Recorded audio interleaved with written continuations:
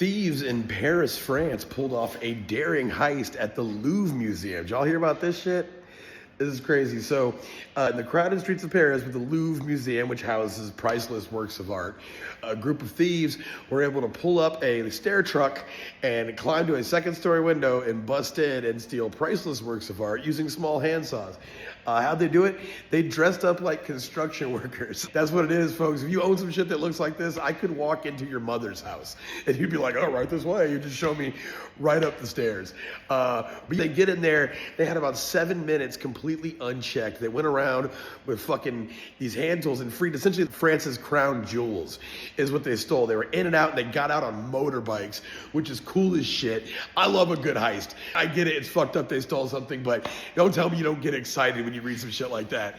So I have a podcast called Lie, Cheat, and Steal where we cover all sorts of scam artists, anywhere from liars, frauds, thieves, and bullshitters.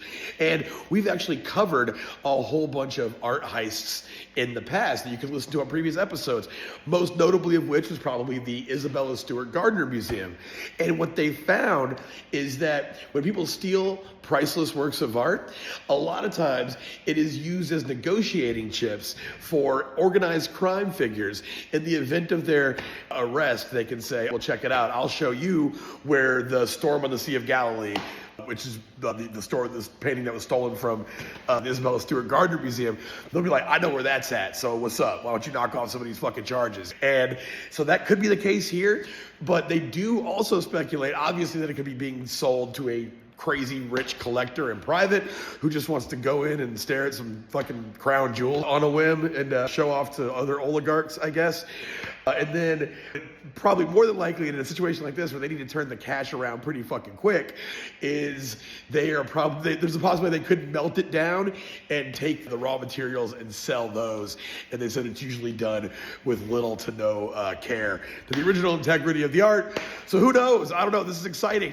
But if stuff like this excites you, we will be talking about it in a future episode of my podcast, Lie, Cheat, and Steal, that I host with my friend Kath Barbadoro.